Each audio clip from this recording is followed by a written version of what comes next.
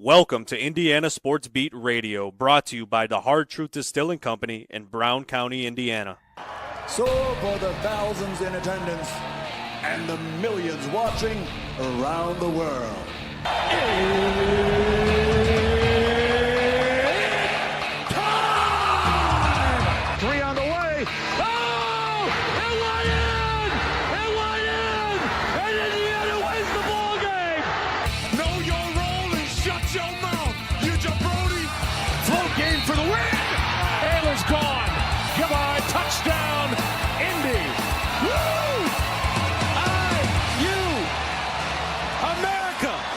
They got a football team now. Pretty simple. I win. Google me. You know that I'm the cream of the crop.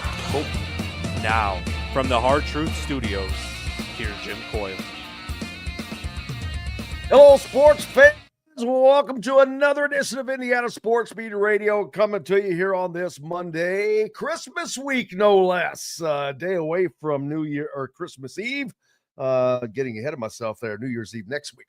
But appreciate you being with us on this day in this week. Welcome back from the traveling. If you had any over the weekend, hope you had a good one. Plenty to get to. Don Fischer joins us on the program today. Greg Rakestraw, Dustin Dopirak. Talk about the Indiana Hoosiers. The football season comes to an abrupt end as they lose to Notre Dame in the first round of the college football playoffs. We will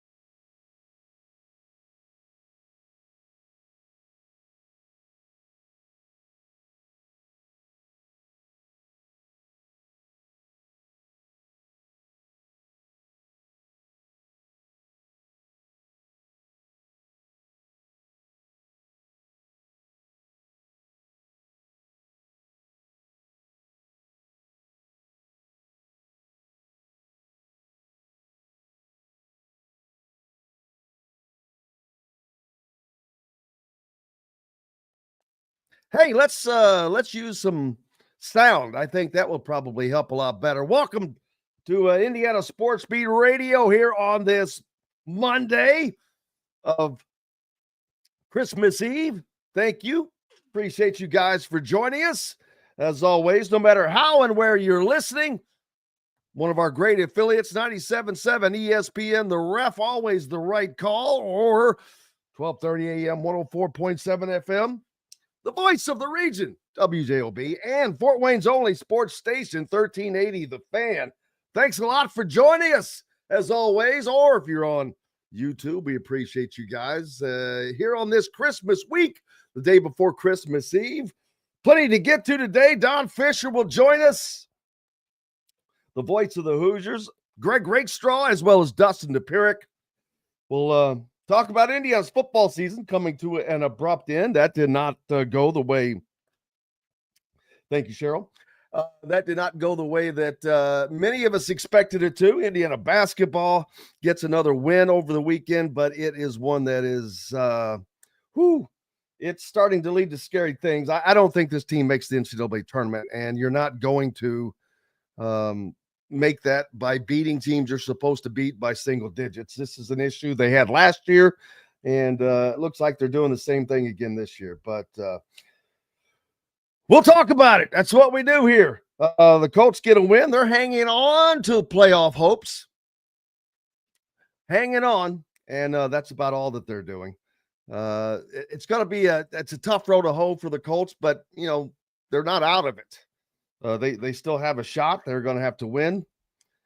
They have to win out. And great day yesterday running the ball. Anthony Richardson looked good. Jonathan Taylor lit it up. I mean, he went off. But a great win by the Colts on the road, no less, and at Tennessee. So we'll talk to Greg Rakestraw about that, as I'm sure he enjoyed the post-game call.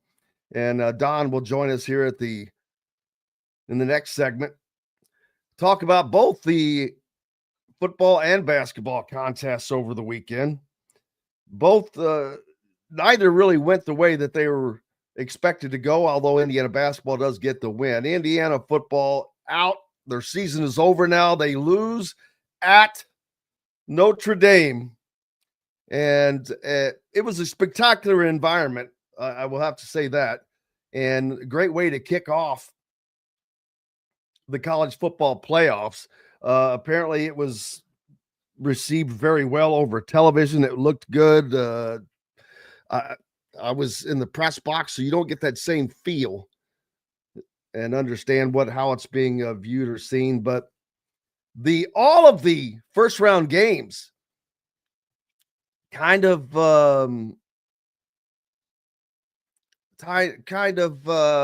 let's see, not blowouts necessarily, but they were all won handily by the home teams. Now, the home advantage has to play into that somehow, but it was, at least in the Indiana Notre Dame game, Indiana did not play like Indiana. They were very conservative. There were multiple occasions where they punted the ball where you think that they probably could have gone for it, especially with all that was on the line, but they didn't. And that'll be something that we discuss. And I think that if Curt Cignetti had it to do over again, he would rethink some of the decisions that he made, but wouldn't we all, if we're given that opportunity?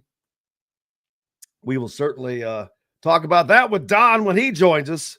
But it was a hell of a season, and it's certainly something for the Indiana program to build on. Now their attention all turns to recruiting, as they have to use that in every way possible to ratchet up their recruiting.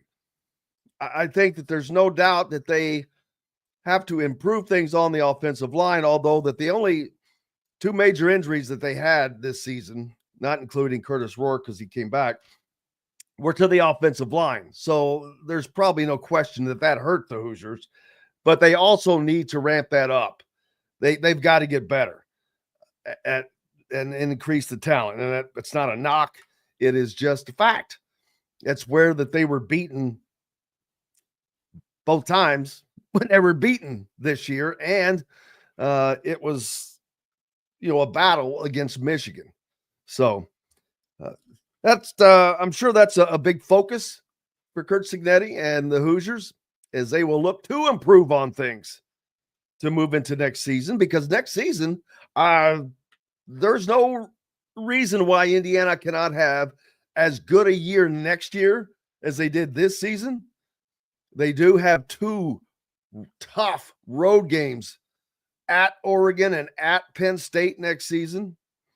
So it'll be interesting to see how Indiana is able to benefit from this from a recruiting standpoint. Can they do it that quickly? We'll see. A lot of rumors out there with the transfer portal. Had someone text me last night, is Quentin Ewers really transferring to IU?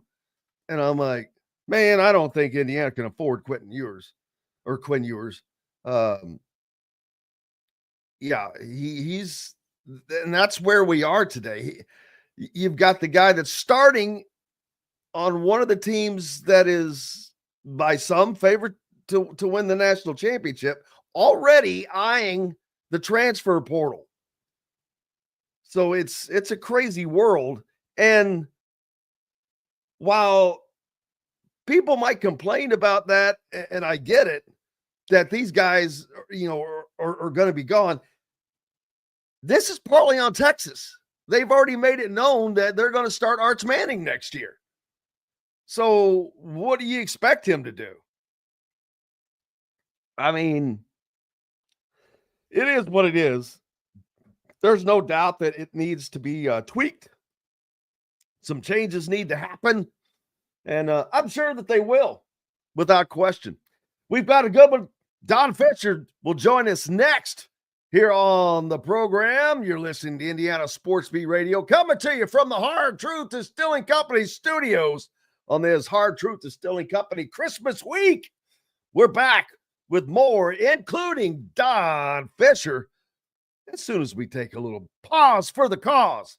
Back with more right after these messages. At Ben Davis Chevrolet and Ben Davis Ford in Auburn, we're your one-stop shop for all of your automotive needs. We have the area's best selection of over 300 vehicles, including new cars, trucks, vans, and SUVs. Plus a huge selection of pre-owned vehicles in stock. And if we don't have what you're looking for, we'll find it for you. We also have top-of-the-line service and parts, plus a collision repair center, and we're competitively priced on everything. For sales, service, collision, parts, and more, we do it all. Come see us today or visit us online at BenDavisChevrolet.com and BenDavisFord.com. Enjoy healthy, delicious meals at home without the hassle with the Fresh Fork. Chef-curated, ready-made meals delivered right to your doorstep. Proudly fueling IU athletes and now available to you with a menu that's always fresh and diverse, from hearty proteins to fresh salads. The Fresh Fork empowers you to make better food choices without compromising. Let the Fresh Fork help transform your lifestyle for a healthier way of living today at thefreshforkonline.com. Use promo code RADIO20 and get $20 off your first order. Country living is just a swing away. It can be hard to find the exact home that fits your family's needs, so there couldn't be a better time to build a new home with Property Shore Construction. Now building exclusively south of Bloomington within the Stonecrest Golf community. Choose from one of the gorgeous Stonecrest Signature Series house plans. We have several lots available with scenic views of the golf course. Contact Amy Rhoda with Revesco Real Estate for additional information. 812-583-0919 or go to mystonecrestliving.com. Ugly Grouper, located on beautiful Anna Maria in Florida, is the place to be, and not just because they have unforgettable meals, including locally sourced seafood. The Ugly Grouper has your favorite craft beers and cocktails, along with live music every day. The Ugly Grouper is family-friendly, able to host private parties, and has the biggest grouper you've ever seen. The Ugly Grouper is the place to be on Anna Maria Island, Florida. Tell them Indiana Sports Beat sent you. Go to theuglygrouper.com for more information. Located on 325 acres in beautiful Brown County, Indiana, Hard Truth Distilling Company is the biggest and the best craft distillery around. While Hard Truth is already known for producing internationally awarded whiskeys and spirits like Hard Truth's Sour Mash Bourbons, Sweet Mash, and Hard Road Rye, as well as their cinnamon vodka and the always popular Toasted Coconut Rum. Hard Truth Distillery offers so much more. With a full-service restaurant, ATV, and distillery tours, as well as live music, you can spend an entire day at Hard Truth Distillery while making your entire family or group happy. And that's the Hard Truth. Hard Truth products are available across Indiana, as well as many other states. So no matter where you shop, if they don't carry your favorite Hard Truth product, tell them you want the truth, the Hard Truth. Hard Truth Distilling Company encourages you to enjoy all of their products responsibly and to never drink and drive. Welcome back, Indiana Sports Beat Radio, here on this Monday. Happy Festivus. That's right, Gritty. Thank you very much. It is Festivus. Festivus for the rest of us. Got a lot of problems with you people. Just kidding. One of the greats, one of the all-time greats. Yeah, that was fun. But it is Festivus, man. It's a Christmas week, Christmas time. This is the day before Christmas Eve. Airing of grievances and much more. Don Fischer joins us next here in the Hard Truth Distilling Company studios. Yep, Indiana football quarterback Taven Jackson has entered the transfer portal per reports. Not really a big surprise there. I think that the writing is on the wall, and a lot of you are going to go, I can't believe that. I'm surprised. I just don't think that he is seen as a starting quarterback and by Cignetti. Now, I'm just kind of guessing and to that, but the fact that they are definitely hitting the portal to pull somebody else in. There's Don. Don joining us now. Hey, Mr. Fischer, how are you, sir? Good job. How are you? Good. I was just chatting about David Jackson hitting the portal, but not a big surprise. But before we get to that, of course, last Friday night, Indiana and Notre Dame opened up the college football playoffs.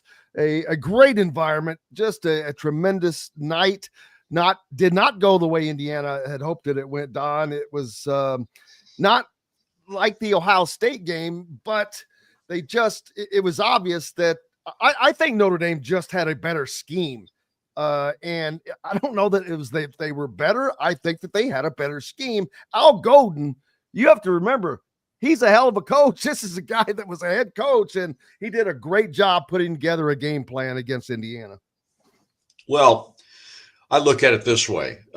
In both games that Indiana lost this year, they struggled in the offensive line to protect quarterback Curtis Rourke. Curtis, was not himself in this ball game, primarily because of the pressure that was put on by Notre Dame's defense throughout much of the contest. And there's no question, in my mind, Indiana deserved to be in the playoff. The pundits that are out there talking about how Indiana probably didn't deserve it and all those kinds of things are just full of crap. I'm sorry. I agree. They deserved everything. They can only play the schedule that's given to them. And look who they lost to. There are only correct. two losses were Exactly. two of the top teams in the country. Exactly. So, and they beat the national champions from a year ago, and they beat the team that was in the national championship game with them. So look, and I think that's all I can tell you is this. What we saw this year from Indiana University football is without question a historic season with 11 wins. It's never been done before at IU under any coach.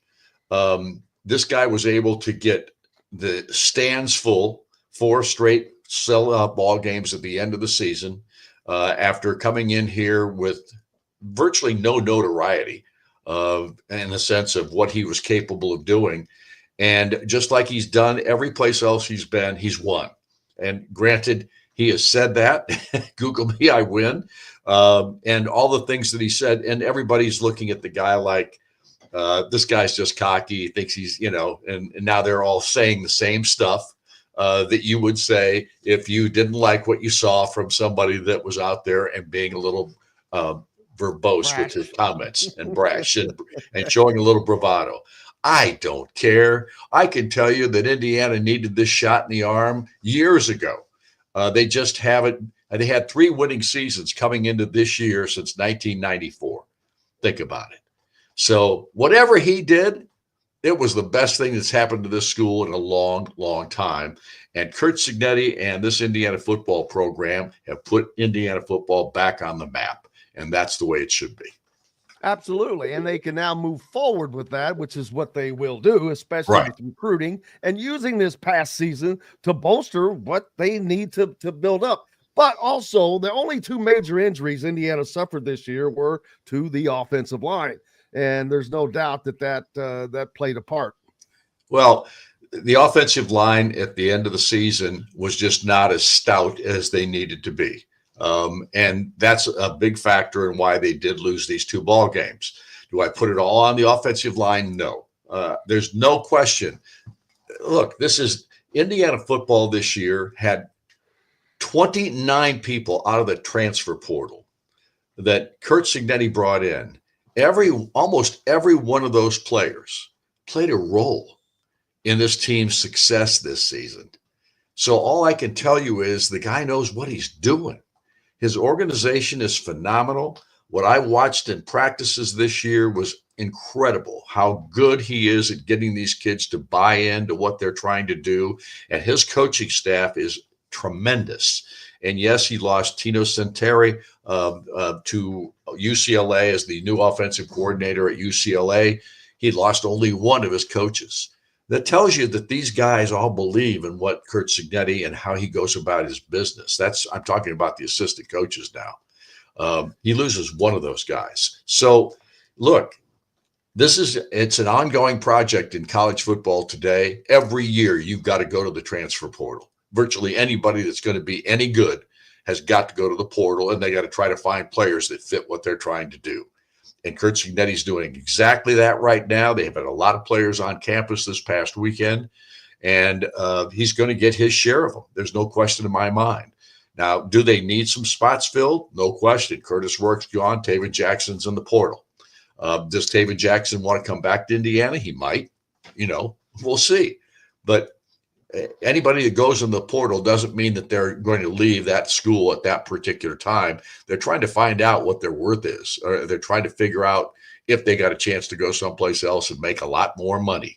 That's what it's all about these days, right? So, look, from my perspective, just let this thing play out. They've already got a bunch of guys that have committed to Indiana at this point. I haven't had a chance to research any of them at this juncture. For the most part, I've seen their names. That's about it. But we'll find out how good this team is when they get to spring practice this coming year, and we'll see what it looks like. And at that point, you can make some judgments if you would like at that juncture. But there's no doubt in my mind, this is the best football coach we've had at Indiana since Bill Mallory, and maybe the best ever. We'll see how it plays out. Yeah, I think that next season looks to be a good season again. I see 10 wins for Indiana possibly next year. We'll see. I'll say that for the fall. But, when I look at these early games, while Indiana was beaten, they lost by 10. So I look at the Tennessee-Ohio State game. That's a much more thorough beatdown. But yet Indiana is receiving more flack than any of these teams. And I don't understand it, because Penn State beat SMU probably worse than Indiana lost. And it's like, Indiana just become the punching bag for some reason. Well, that's because of the history of the school in football. And the brashness of Curt Cignetti probably is added to that. Exactly. And there's no question. So a lot of people are just, they're now going to take their shots, and that's fine. I don't care. You know what? Indiana's in the conversation, and they have been in the conversation for years. That's a fact. That is a fact. And they should remain there. Looking forward to that, as the coaches will return next year, and they will go to work in the portal right now and rebuild. And if you think that they can rebuild off of 0 season off of a 3-9 team, what do you think is going to be able to be done off of an 11-2 team? Right. Exactly right. I mean, players from all over the country are now looking at Indiana University football as a possible destination. It's that simple. Without question. On the basketball court, Don, the Hoosiers get another win over the weekend, but also not as thoroughly as you would like to see, because this is kind of where they were last season, and the metrics start to catch up with them. Beating teams are supposed to beat, but not really handling them the way they should handle them, and it will come back to haunt them. And this year could be worse, because this Big Ten is much deeper. And so they're going to have a lot more battles on their hands. Well, it's much deeper simply because you added 4 new teams to it. Right. So 2 of which are really good. Yeah. So it's going to be a challenge if this team doesn't start playing up to their potential or capabilities that we anticipated that they would have. And look, to beat Tennessee Chattanooga by 9 points in this ball game, that's probably. I mean, I think Tennessee Chattanooga is a really well put together team, and I think Dan Earl has done a really good job with that program. But Indiana is certainly capable of beating them more significantly than they did on Saturday, especially when you got your head coach and Mike Woodson after the ball game not very happy at all with his starters in that contest. You had 2 players in double figures, 14 points each for Renew and for Mbako, and nobody else in double figures, but they had a lot of other guys that contributed off the bench that did a pretty good job. But he was not pleased with the starters, and the reason he wasn't is because they just didn't put the same energy and effort out there that you saw out of Tennessee Chattanooga. I don't understand that, other than the fact that they are a bunch of new players put together here, trying to figure it out. But by this time, you would have thought that they would have figured something out at this juncture, especially from an energy and effort level. And I continue to look at a ball club that does not give the same effort as I see from other teams around the country, i.e. the Auburn ball club against Purdue on Saturday. I did watch that ball game. I got home and there wasn't much else to do because I was so tired after our ball game and the game the night before because I didn't get much sleep. But I sat there and watched that game and looked at how hard Auburn played. And the reason they're a number 2 team in the country and should probably be number 1 is because of how hard they play. And they are great players. No question. They're really good players. But are they better than a lot of other people's players? I don't know that they are. I just think they just play harder than everybody else. And Purdue found that out on Saturday. And I'm sure Matt Painter is talking to his basketball team about that's how hard you have to play. Absolutely. And we're not seeing it from Indiana. That's my whole point. No, and that's not the first time that conversation has been had, and it makes you wonder what's going on. And then when we hear all the new player talk and this and that, and not to compare it to football, but boy, it doesn't compare to football when you talk about the amount of numbers that were brought in, but they were able to come together. So you wonder why can't a small group of guys get together quicker than they are. I don't have the answer to that question, but I do know it's going to happen fast. I have doubts, Don, that this team will make the NCAA tournament. Not can, but that they will because of some of the things that you just talked about. Well, and let's face it, does this team have enough talent to be good? I think they do. Yes. I think they've got plenty of talent. I mean, I see a lot of things, you don't see it consistently, but you see a lot of things that look really good at times. And then you see a team that just doesn't seem to have that understanding of how hard or the effort level you have to give to play at a top-notch level. And, that this coaching staff has a lot of work to do to get these guys to figure this out. And there's no question that Woodson was really unhappy after the ball game about what he saw from his team. Sent them home for their 3 days, and then they're going to come back here, and hopefully it turns around here in the next week or so to get ready for Winthrop and then the Big Ten schedule, which is going to be brutal if Indiana doesn't play up their capability. Yeah, this is the time that you'd like to go into this break feeling good on kind of a roll and on with some momentum behind you, and that's not really the case. They're at a weird point. That they've kind of all got to get their heads together as one soon because it's going to get real fast for this team. There's no question. I mean, and Rutgers is going to be the first Big Ten test. And boy, is it a test. Yeah, they are. I mean, they're a much improved team over a year ago. They've got some tremendous young talent. And Steve Feichel is one of those guys that does as good a job, in my opinion, from a coaching perspective, to get his guys to play hard, to play as a team. They figure it out very quickly. Granted, they're not superstar status yet, but they've got enough talent on their ball club, young talent, that they will become really good before this season comes to a close. No question about that. And Peichel has done a tremendous job, like you said, but every time Indiana seems to play Rutgers plays tough. Rutgers plays with that kind of style that you just talked about, playing hard. They do, and they have some great young talent in Ace Bailey and oh my gosh, what's Harper. The guys? Yeah, Ron Harper Jr. Ace Bailey's tremendous. It looks like he's a third-year guy. They are both very, very talented, and Rutgers is a team that is for real. There's no question about that. And they've had Indiana's number now. I'm looking it up as we speak. I'm looking it up as we speak. Let's see here. Now I go back to 2020. Okay, we'll just go back that far. Since 2020, you know how many times Indiana has beaten Rutgers? Once. That's correct. You know how many times they've gotten beat by Rutgers? 4 times. 7. 7. Oh, I was trying to be kind. Yeah, maybe I'll make sure I've got the correct number there, but.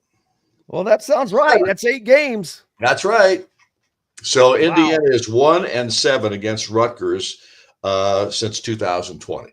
1-7 against Rutgers, 0-4 against Nebraska in their last 4 contests. Those are not teams that Indiana is accustomed to being 1-for-11. Well, they're 2-9. If you want to go back a little farther, out of their last 9 games played against Rutgers, Indiana's won twice. And the last time they won was 2023, 66-60 in Bloomington. I'm just telling you right now, it's going to be a test. And this team has got 1 non-conference game left against Winthrop, who's had a good program over the years, especially in the recent years. I don't know how good they are this year. I haven't even begun to research Winthrop, but I can tell you this. They will play hard. They're going to play tough, and we better be able to match it. They'll be looking for the opportunity. Don, happy Festivus. Factivus. You mean Festivus? Happy Festivus. Well, Merry Christmas to everybody. And obviously, next week we're going to take off. We will not do a show next Monday because we always take off one day of the holiday weekend during Christmas and the New Year's. So next Monday we will not talk, but we will be back with you in 2 weeks. Sounds great. Please tell Miss Susie happy Christmas, happy holidays, everything, all the happy New Year, everything. Yep. You guys have a good time. See ya. You as well. There's Don Fischer joining us on the program, and we've got lots more coming up. Greg Rakestraw will join us next. We're back with more here on Indiana Sports Beat Radio from the Hard Truth Distilling Company studios right after these messages. Located on 325 acres in beautiful Brown County, Indiana, Hard Truth Distilling Company is the biggest and the best craft distillery around. While Hard Truth is already known for producing internationally awarded whiskeys and spirits like Hard Truth's sour mash bourbons, sweet mash, and hard road ryes, as well as their cinnamon vodka and the always popular toasted coconut rum. Hard Truth Distillery offers so much more. With a full-service restaurant, ATV, and distillery tours, as well as live music, you can spend an entire day at Hard Truth Distillery while making your entire family or group happy. And that's the Hard Truth.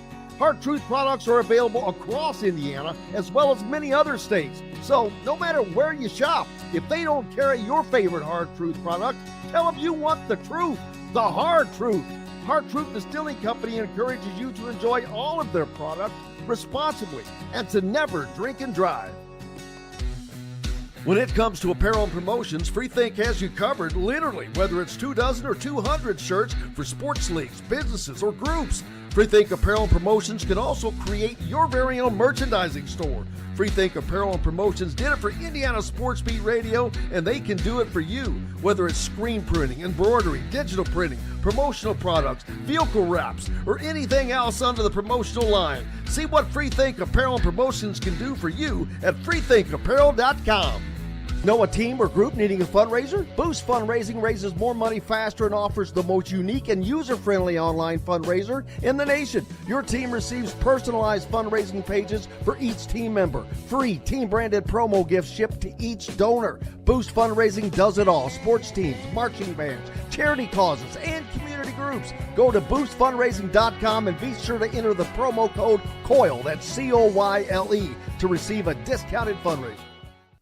If you're looking for a home in the Indianapolis area, you need Cheryl Sizemore from RE/MAX Advanced Realty. Cheryl Sizemore has over 2 decades of experience, and that could be the difference in getting the home you want in today's tough housing market. Reach out to Cheryl Sizemore from RE/MAX Realty at cheryl@IndyHomePros.com or 317-701-0838. 317-701-0838. Let Cheryl Sizemore help you find the home you want today.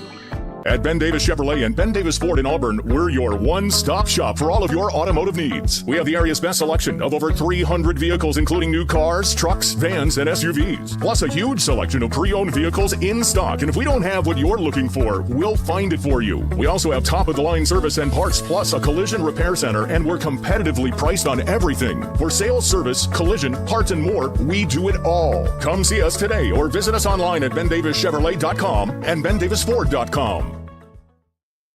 Welcome back, Indiana Sports Beat Radio, here on this happy Festivus Monday. Greg Rakestraw joins us from the ISC, Indiana Sports Network. Greg, how are you, sir? I'm doing fine. Would you like to get to the airing of the grievances, sir? Get to it, baby. All right. So my grievance is actually a Christmas present to you. As I was sitting on hold during the break, A, congratulations on having so many great sponsors for the show. B, there's a whole lot of Jim Coyle's voice during the course of said commercials. Not that there's anything wrong with your voice. No, however, you happen to have a friend who is pretty good at reading scripts and making them sound like radio professionally. So why don't in the new year you send me a commercial or two and I will read a couple of those commercials for you with the only expectation you send me some hard truth product at some point in time. Look at that. That's a friend right there, people. That is a great friend, and boy, you could not be more correct. Appreciate you, brother. How was your weekend? My weekend was good. Obviously, the Colts game was interesting. It was great for 40 minutes and scary for 20 minutes. Had my typical dosage of high school basketball with Ben Davis beating Warren Central, Zionsville beating Harrison. And then I had college basketball on Saturday. It was Indiana State University, and Indiana State is in this kind of unique position in terms of being a mid-major that was so good. The issue you have with that is that teams do not want to come play you. Teams also have a certain number of home games they kind of want to hit from a budgetary standpoint. So Indiana State played a non-Division I team. The team they played was the University of Health Sciences and Pharmacy, formerly known as St. Louis College of Pharmacy. And as you would expect, Indiana State dispatched of future drug dealers 101-53 in relatively easy fashion on Saturday afternoon.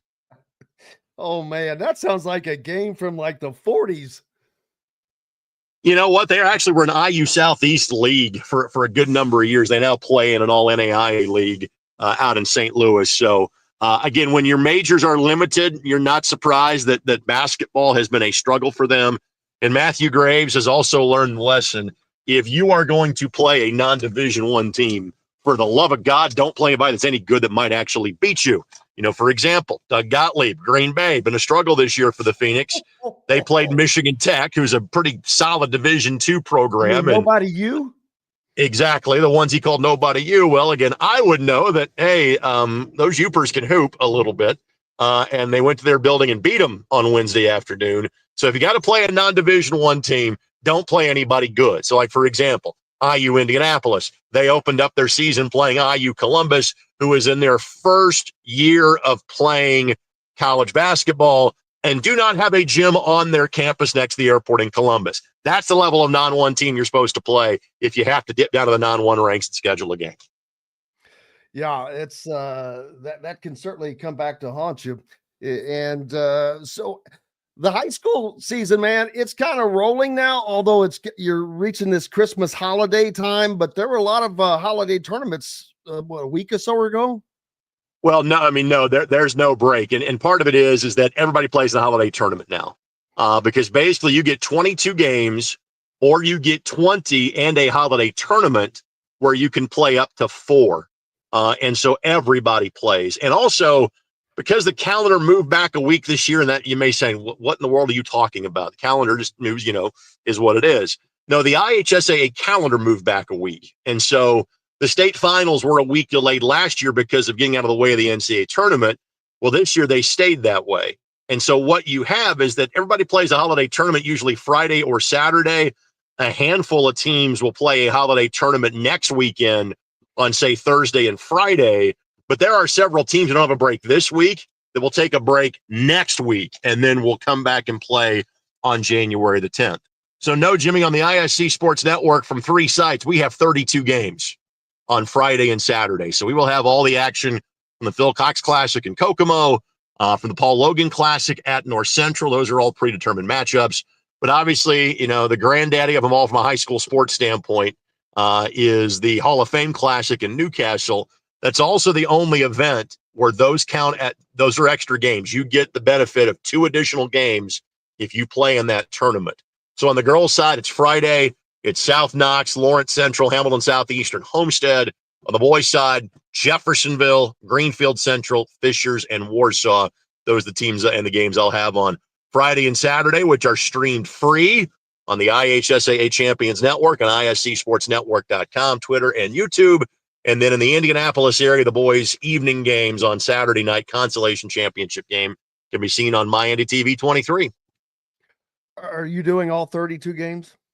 I am not doing all 32 games. I am doing 25% of them. So I will have the 8 games at Newcastle. I'm the only dope that I asked to do that. Everybody else, I say, all right, your cap for the weekend is 4. Like, I'll give you 2 at one site and 2 at another. It is not the biggest productions that we do, but like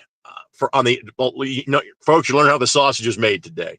I schedule all of our games. I'm our chief salesperson. I also coordinate all of our talent.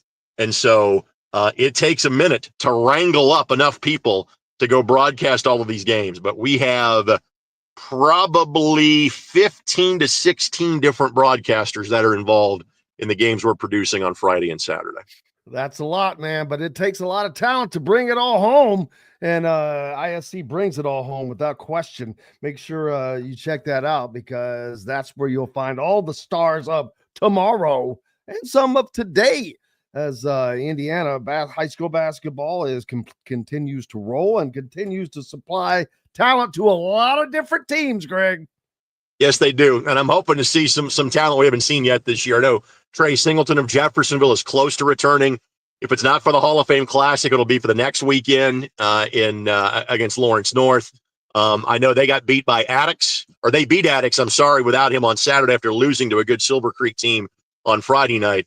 But so far, Jim, here's the 3 storylines of Indiana boys high school basketball. One, the guys that sadly have not been playing. I'm not talking about people that decided to leave and go play prep school ball, but we've seen Desmond Briscoe, who now officially is committed to Iowa from Attucks. He only has played in 1 game due to injury. Attucks' schedule has been brutal. Correct. They still have some really good wins so far this year. Mark Zachary is yet to play for Ben Davis. He had thumb surgery a couple of weeks ago. He is probably back some point in time, mid to late January, I think, is the hope for Ben Davis. Javon Guess, who's turned into a pretty good football player, but as a 4-year starter at Warren Central and Hoops, their leading scorer, he has been out. He returns this weekend for the games in Kokomo, and then again, Trey Singleton being out as well. So that's one storyline. The second storyline is that Braylon Mullins has absolutely got his name on the trophy. He is Mr. Basketball in the state of Indiana for 2025. His talent has been just ridiculous to see. I look forward to seeing him twice on Saturday. And then finally, somehow Fishers, who went 28-1 last year, won the state championship and graduated their top 2 scorers. Somehow they are better. They are putting it on people so far this year, Jim. And I watched that Fishers team at the state championships, and I was going down the roster, and they were all guards. And I'm like, how is a team that's nothing but guards kicking the crap out of people? And boy, they sure do it. A, their guards are good. B, they've got some bigs. And so last year's post is Keenan Garner, who is now getting minutes at IUBB as a freshman. This year's post is Nathan Baker, who is probably a D2 NAIA level kid, but about 6', a talented shooter. You'll get a kick out of this. Their backup big and the Sigler kid, Mike Broughton at Jeffersonville and played at Franklin College. And I called his games for a couple of years at Franklin College many moons ago. But their guards are really good. The Kirby kid's going to go to Miami of Ohio next year, is outstanding. John Anthony Hall, who plays kind of a 4 for them. Again, he is a true 3-sport star. He's going to go play football at Stanford. He and Mark Zachary could both be Indiana All-Stars going to college where their primary sport is not going to be basketball. But the guys you'll hear about the most for the most number of years for Fishers is their sophomore backcourt of Cooper Zachary and Jason Gardner Jr. Both players played significant minutes last year. Zachary started as the point guard. Gardner came off the bench. This year, they're both starting. Gardner is going to be more of the major college recruit because I'm not sure how much bigger Cooper is going to get than 5'9" or 5'10". Gardner is going to be able to pick the major college program he plays for 2 or 3 years from now.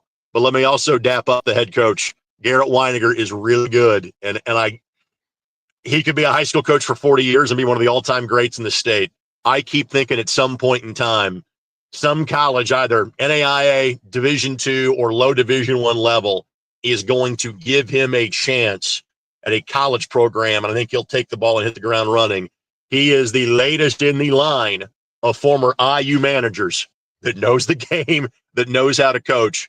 And so that's a name to keep on your radar, because I got to think there's a college job coming up for him at some point in time in the near future. Would not be a shock. It has happened many times before. The Colts keeping a glimmer of hope alive for the playoffs, Greg, as they go on the road and get a huge win yesterday behind the running game of Jonathan Taylor and Anthony Richardson. Correct. Now, you might have been confused. It was a home game yesterday. There's weren't that many fans that were at the actual game. I don't know but yes, why they were thinking it was on the road. Well, because you didn't hear the opposing fans, because Tennessee didn't bring anybody, so it was confusing. So it was understandable. The Colts ran for a franchise record 335 yards in yesterday's game. Jonathan Taylor ran for 219. Had he not been parked for a couple of series, late third, early fourth, he probably breaks his own in-game franchise rushing record, which he set 4 years ago with 253 yards in a game. The Colts ran the ball 50 times and threw it 11. They got up to a 38-7 lead, had to hang on to win 38-30 because that's just kind of what this group is. But yes, Jim, if we made the analogy to outs in poker, the river card is coming the next 2 weeks, but they still have some entry points in. So here's what needs to happen. The Colts need to win. That's likely. They're playing the worst team in the league, the Giants, and they're playing the Jaguars, who lost to the second worst team in the league in the Raiders yesterday. And so even with as much as the Colts can flirt with disaster, you like their chances those last 2 games. The Chargers would need to lose both games, which probably won't happen because they are playing the Patriots and Raiders the last 2 weeks. But the other scenario that has played out now that is a possibility, if the Broncos were to lose their last 2 games, they play at Cincinnati and they play the Chiefs. Now, there's an asterisk there. The Chiefs will likely have wrapped up home field advantage. If they can win on Wednesday, the Chiefs, in theory, are likely sitting their starters for the final Sunday of the season, knowing they have nothing to play for and have the bye wrapped up. If the scenario plays out where the Colts, Bengals win their last 2 games and the Broncos lose their last 2 games, the Colts win that three-way tiebreaker, and they would be the number 7 seed in the playoff team at 9-8. Yeah, it's crazy. And it would have been, if they could have gotten a win, and there were a couple that just got away from them. I think Houston, wasn't Houston one of the games early in the season that they were in right to the bitter end? Yeah, if they had won either of the Houston games, then they're still in play for the AFC South. But frankly, the game that is the one that is the most damning is last week's, where you're in Denver. If you win that game and then things played out this week as they would have, the Colts would be a playoff team right now because they would be tied with Denver and on the tiebreaker because of head-to-head competition. And obviously, you have Jonathan Taylor dropping the ball as he goes across the goal line. If he hangs onto that, the Colts are up 20-7. I don't think they lose that game. And you and I are having a different conversation. So, again, the Colts' chances got better yesterday. They still need some significant help. And we can still have a larger picture discussion as to really how good is this football team. It's a fair discussion to have just because, let's face it, the back of the AFC South, or not the AFC South, I mean, AFC South's included in this, but the entirety of the AFC is just awful. There are 5 or 6 miserable football teams, and the Colts have played most of them and beaten them this year. The Colts really have, I would say, 1.5 quality wins this season. The Pittsburgh win is obviously their best win of the year, coming back in week number 4. The other team that would look like a quality win, but you have to put the asterisk on it, they beat the Dolphins without Tua Tagovailoa. So, the Dolphins with Tua are a completely different team now than the one the Colts played, back in October the 20th. So you can argue whether the Colts are a good team or not, even they're a playoff team. However, when you've not made the playoffs for 4 years and you've got a young quarterback that needs to learn, I am very much on hashtag make the playoffs. I'm not not a fan of losing for draft picks. When you know who your quarterback is, I want to get that experience. I want to have that learning experience. And so I'm hopeful somehow, some way the Colts can finagle their way into the postseason a couple of weeks from now. And Jim, I get an extra game check that way too. So I may have some financial reasons for rooting for that scenario as well. I hear that. Nice, good way to think, man. Good way to think. But I like to call that the hard truth of the scenario, Jim. That's the way I look at it. That is definitely it. I like that even better. Man, these Colts, it's like, why do you make life so difficult on yourself? Because when you're this close, it's excruciating, not only for the fans, but for them. I know. You could call it the law of averages. You could say it's water finding its level. Again, yesterday for about 30 to 35 minutes, this was as good as this football team has looked in some time. And I had this stat in my brain. I was having the conversation with Kevin Bowen of the Fan about a month ago. When the Lions came in here, the Lions had like a couple of 35-point wins. He looked up the last time the Colts had won a game by 35. Jimmy, it was 15 years ago, and Peyton Manning was the quarterback. It kind of gives you an idea of how rare that is. Well, the Colts are up 38-7 in the third quarter yesterday. I'm like, my goodness, we're going to see the first one of these in 15 years. And by the end of the game, the Colts had to get 2 first downs just to not give the football back to the Titans with a chance to tie the game late. So, again, are the Colts good? I don't think so. Are the Colts terrible? No. They're somewhere in the middle.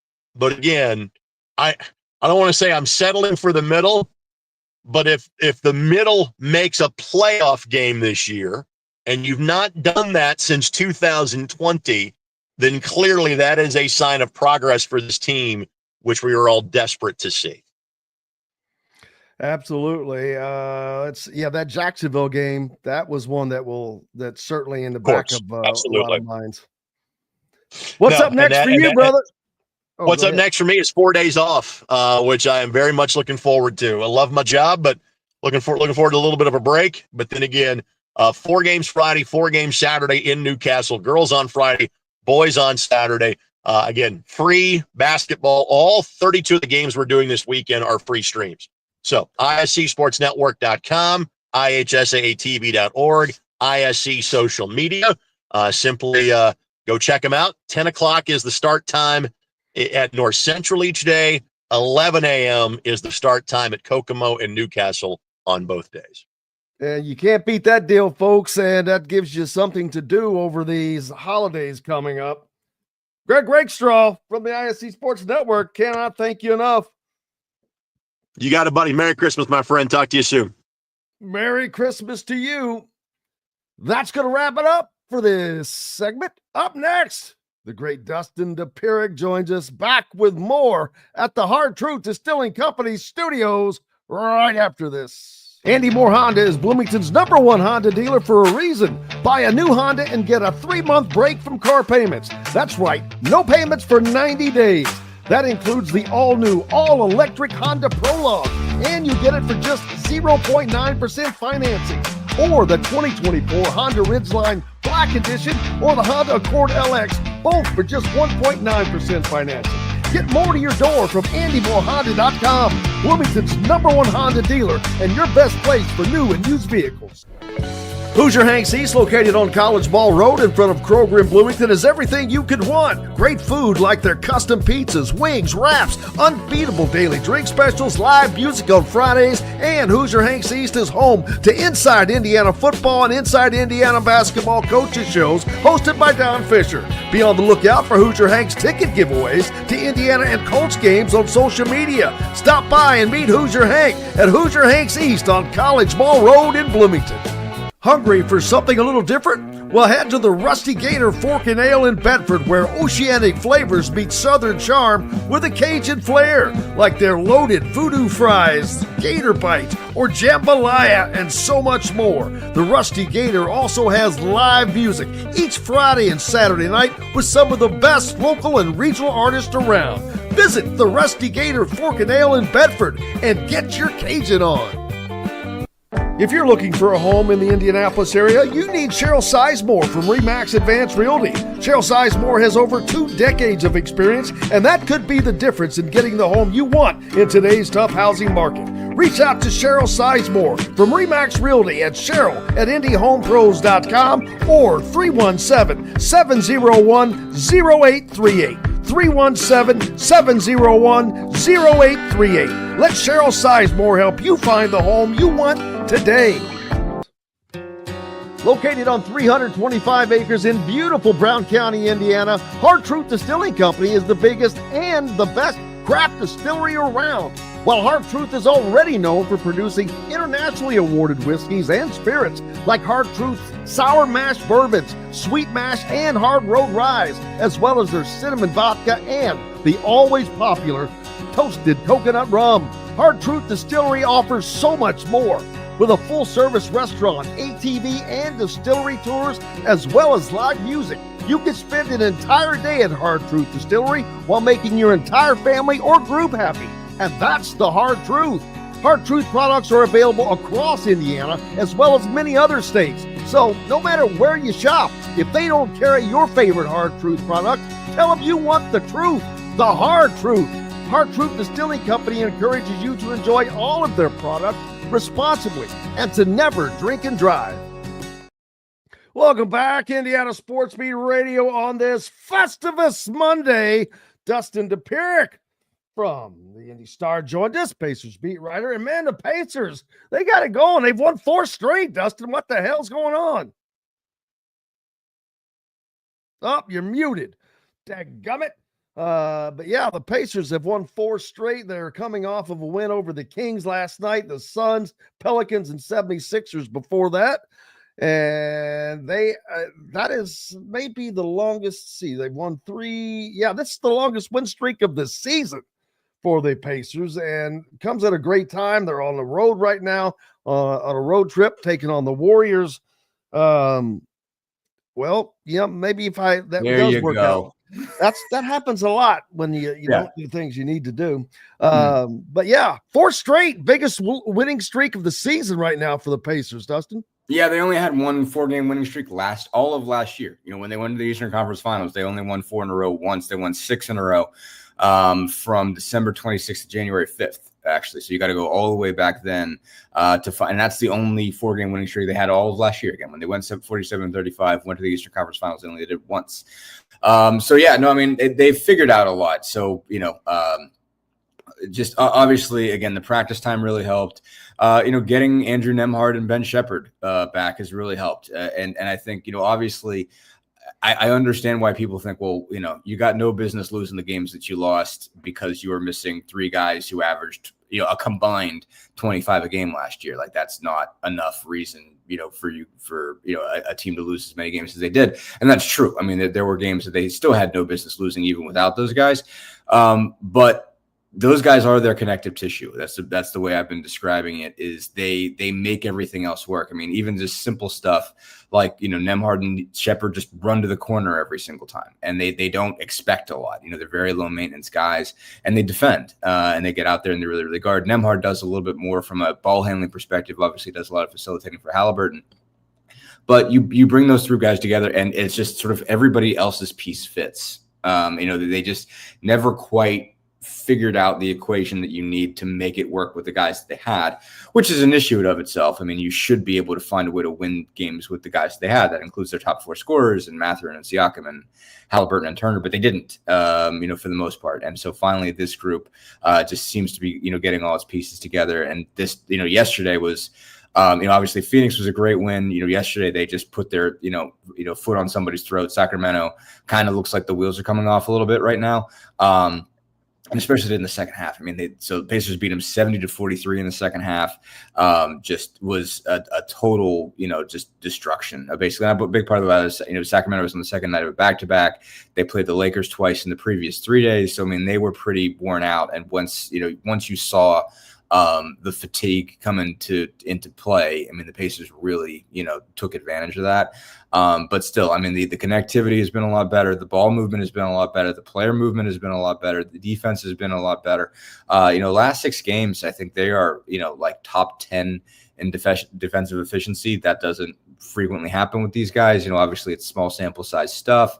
Not necessarily a lot of great opponents in there, but still, they're actually guarding, they're actually moving the ball, they're actually rebounding. All of those things have come into play, and they look like a pretty decent basketball team right now. Absolutely. And just when we thought that they were going to be heading the other direction, so to be able to turn that around, it's huge. Especially, you're not too deep into the season to where you're chasing yourself, kind of like the Colts. We just talked about the Colts. They're chasing their tail right now, trying to get hold on to life into the playoffs. And the Pacers are trying to get this turned around, although they're in a division that has a team that is running away at the top in Cleveland. Man, they barely lost. They've only lost 4 games this whole season. Yeah, I mean, they're not going to catch Cleveland. They're not going to catch Cleveland. They're not going to catch Boston. They're very much, those teams are going to run away with it, in the East. And so that's going to be, obviously you just have to catch them in the playoffs, more or less. But those two teams are going to be 1 and 2. And I'd be really surprised if that doesn't end up being the Eastern Conference Finals. Last year it was basically Boston and everybody else. This year it's Boston and Cleveland and everybody else. Obviously you still have the Knicks and the Magic up there have a little bit of separation, but the Pacers have a chance to get themselves back into a similar situation they were in last year, which just at least gives you a puncher's chance going in. And I don't think it would be the worst, I don't think they have to match last year's playoff run to kind of keep this thing going, and feel like, okay, you are where you need to be in terms of, your long-term path. And I think if this group were to blow it and make the playoffs, that's when you still have to ask yourself some big questions at the deadline. And those aren't going to be easy ones, regardless of where they are, because you have to look and say, okay, what do you need to make that next step? And it might need, you need to part with some people you like, part with some players that you really, really like to kind of consolidate things and make yourself a little bit stronger. But you might not have to if you feel like you're heading in the right direction. But if you don't, the questions are really difficult, because it's not, I can't look at them and say, well, this is the obvious path you need to take. Even the last couple of years, when you've looked at, their player, movement, you could say, okay, well, this is obviously what they need. It's very clear, they need a bigger wing. And they went out and got Pascal Siakam. And so now, they still need defense, but it's like, you don't know what form that should take, and who you should be willing to get rid of. There's not easy decisions. And basically everybody has given you a reason to keep them. And so it's difficult calls. Even if, I know there's some people that are like, well, Miles Turner is not a good enough center or whatever. Well, you're not getting a better one. Nobody that has a better center is willing to trade him to you. And so you have to, if you're going to get rid of him, you got to figure out where that fits, or if you're going to lean on Obi Toppin as your 5-man. And Obi Toppin's playing very, very well as a backup 5, as a 4, as in everything. So we'll see where that goes. But it's not an easy call on what you're going to do. They don't have, they finally got a backup center in Thomas Bryant. So if you're going to walk away from him, that's a tough deal. You've got a lot of wings, but it's like, okay, which one are you giving up? Basically they're, Ben Shepherd and Aaron Nesmith aren't guys that have the same type of numbers, but they defend really well and they do smart things. They just, again, they're very low maintenance guys. They run the corner, they space it. They move the ball when they're not open, and they shoot it when they are, and they make shots. And then you have Ben Mathurin, who's a super talented kid. He's not the easiest fit with the rest of these guys. But he's just such a good one-on-one scorer. He's been struggling to put the ball in the bucket lately. But he can really go off, and he's getting better at the other stuff. He's getting to be a better defender, and he's rebounding at a super high level. So there's just a lot of good pieces that they have that they probably need to upgrade eventually.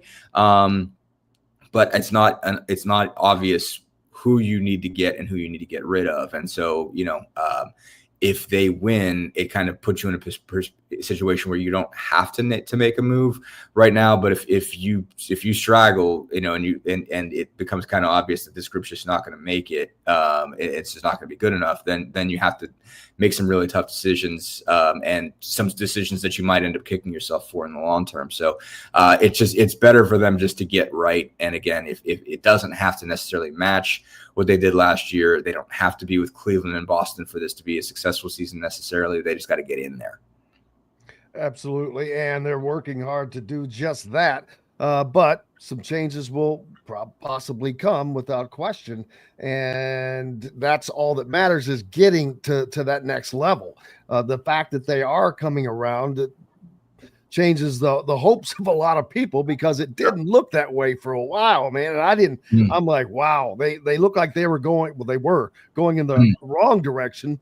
But to get that turned around is a heck of a job. You got to give credit to the coaches and the players as well, because neither does it without the other.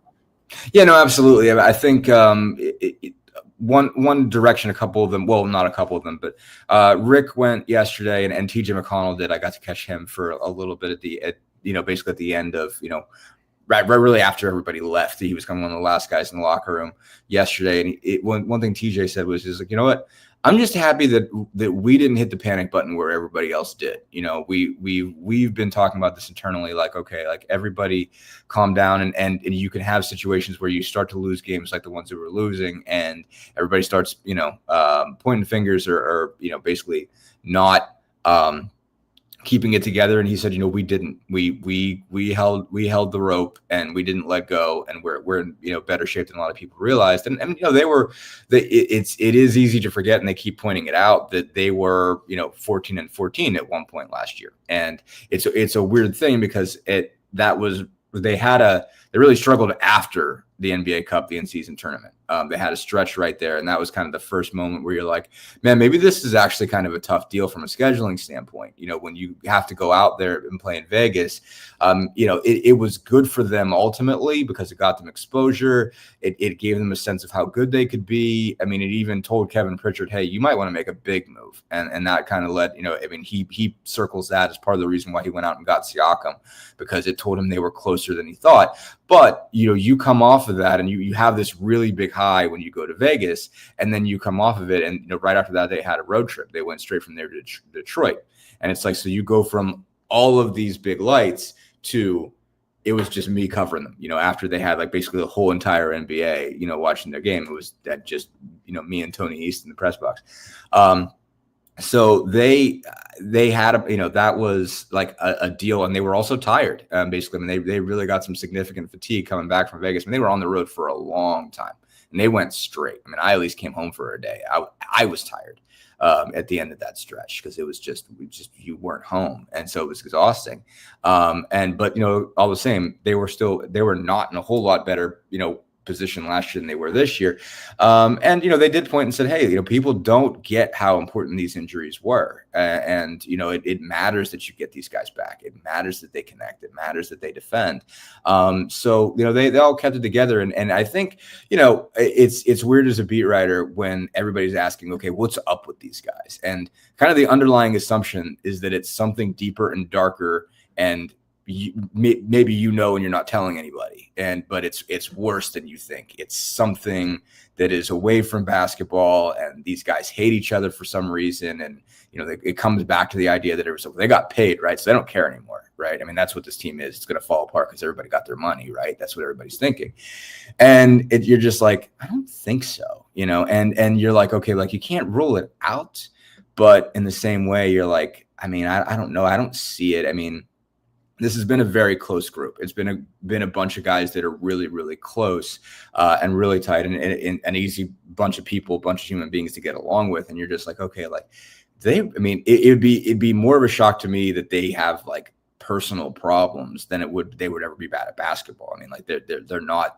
the most talented group of basketball players I've ever seen, but they're good, by everything I've ever seen, they're good dudes who get along and have a blast together. And I'm like, okay, like, could there be something wrong with that? And am I just missing it? And it's sort of kind of the fact that they've gotten right kind of, and kind of confirms my priors that they had chemistry issues, but they were basketball chemistry issues. So kind of low key, like lowercase chemistry issues, not like this guy hates that one and this guy's ego got too big. And, that there's all this dark stuff going on underneath. It was just, they were missing some important pieces, and the puzzle pieces just didn't fit together right. And, again, they also finally got to practice. They went a long time without having much practice time, because all of the schedule is really tight for them in particular, because they're going to be in France in January. I mean, they're going to be out there for 8 days. And so they're only playing 2 games out there. So they had to truncate their schedule. They also kind of tightened it up before the NBA Cup. So they finally had kind of the space between games to get right.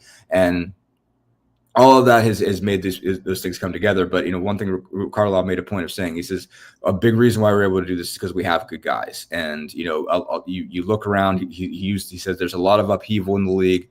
There's a lot of other teams that are looking at each other and pointing fingers. He says, our guys never did that. We were throwing a lot of young guys out there and giving them a lot of important playing time and leaning on people we didn't expect to lean on.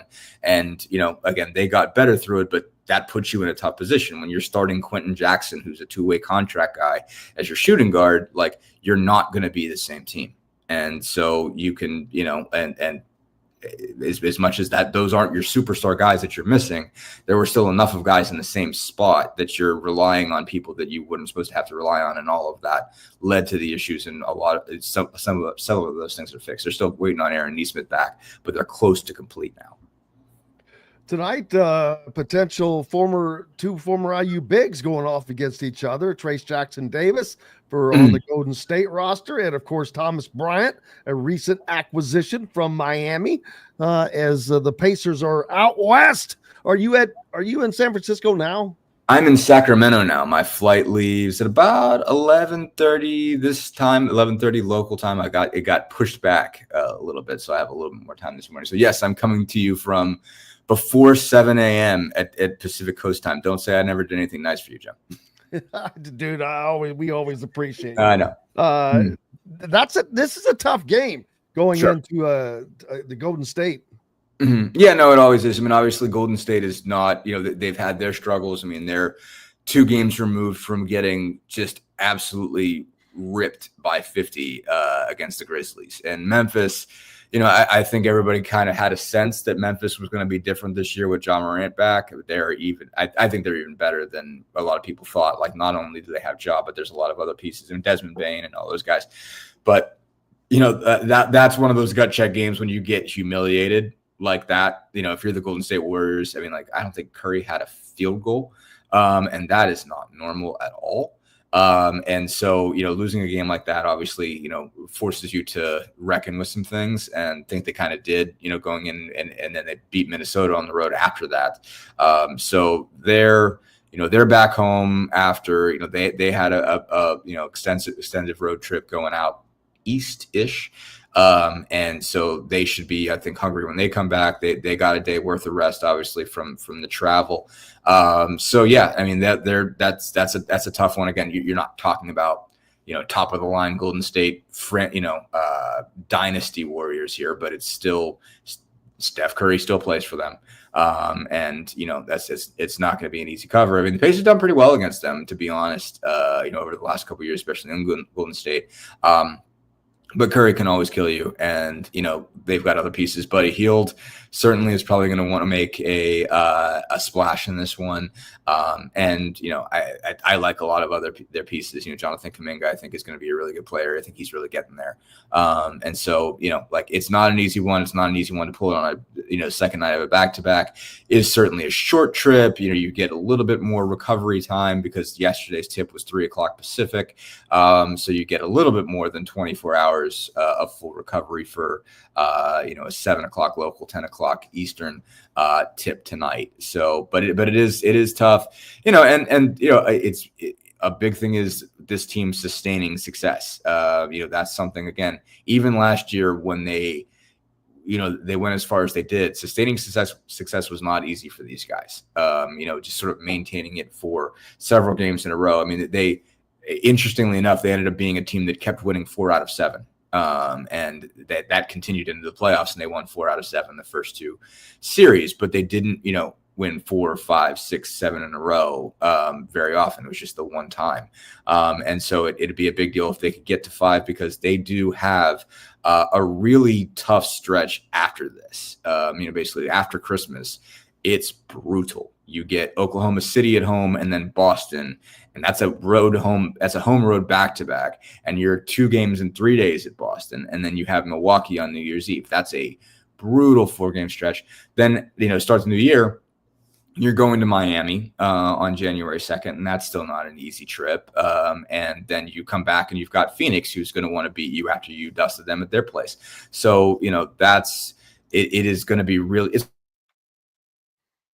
really going to be hard for them to get, if they win one game from the 26th to the 31st, that looks pretty good. But this is more gettable than any of those four. And so, you want to set yourself up because you could still be in worse shape. And people ask themselves the question, what's wrong with these guys by New Year's? But what's going to be wrong with these guys is they're going to play an absolutely brutal stretch of basketball coming up, even if they don't win. But they can, if they set themselves up with this one, if they run the table in a West Coast road trip, going into Christmas, that's going to be a big deal for them.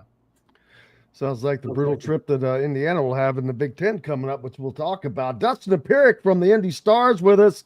Pacers are rolling.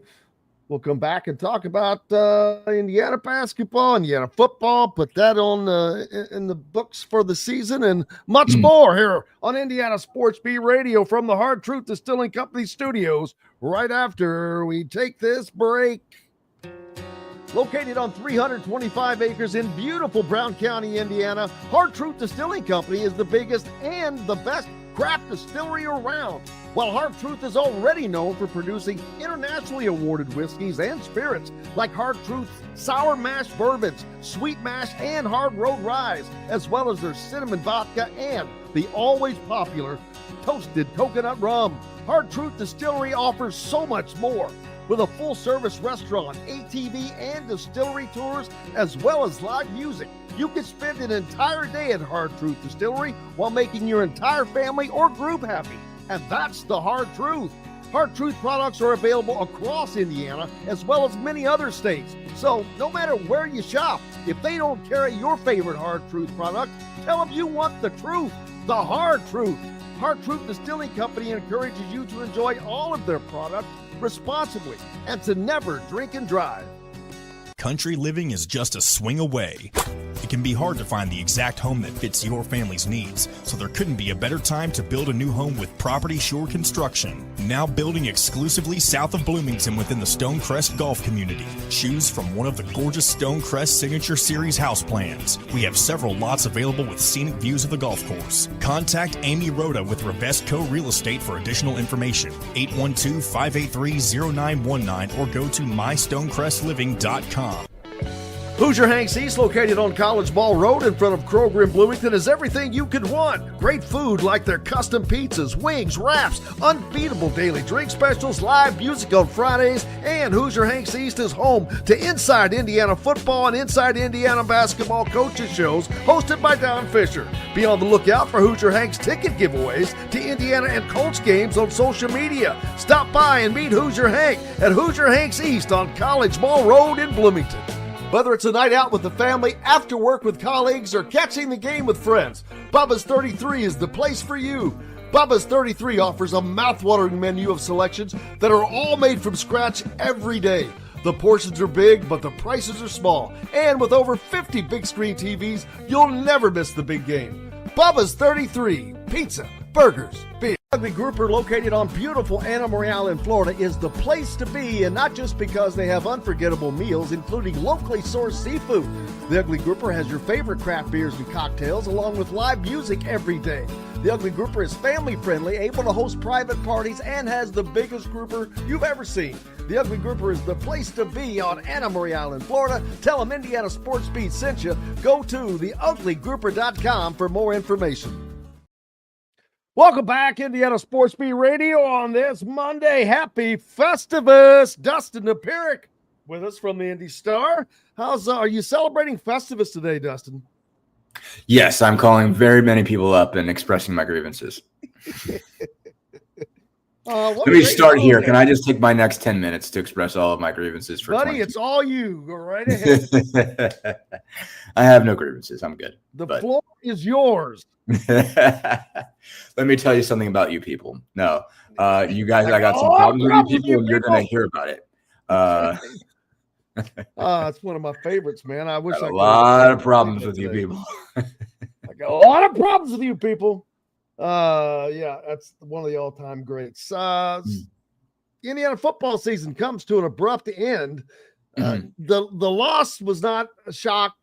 Again, how they lost, boy, you just didn't expect that. I knew that Notre Dame was a good team, but I thought that Indiana, their offensive line, could work against Notre Dame because they were not as big, they were faster.